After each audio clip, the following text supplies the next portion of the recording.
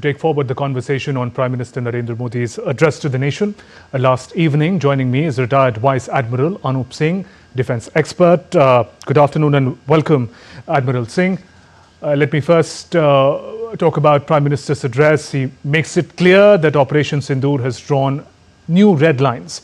Act of terror will be equivalent to act of war from now on. That's right. Thank you for having me on your show. Sir. He's absolutely right. I think from the very first speech that he gave in Bihar till now, all actions have been exactly as they should have been. And hereafter, things with Pakistan will be entirely on a different plane.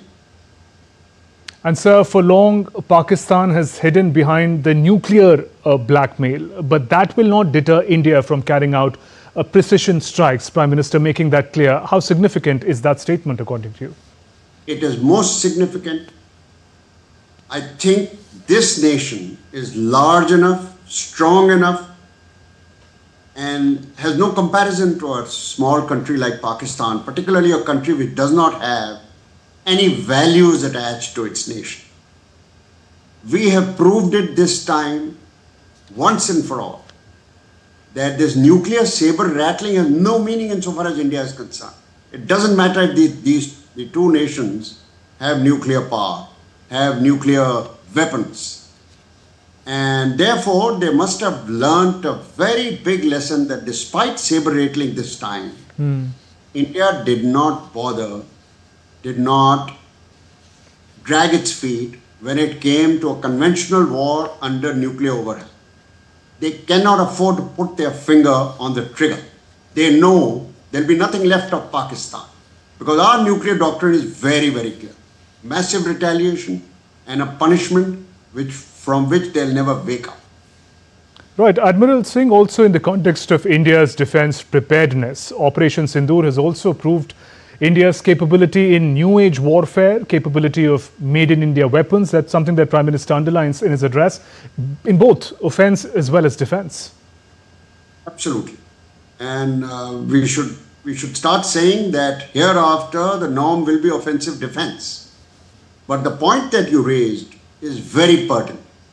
There is so much that is of indigenization and self-reliance that has set in on our defence forces and their weapon systems, that hereafter in situations of crisis we will not have to bother as much as we did in previous years.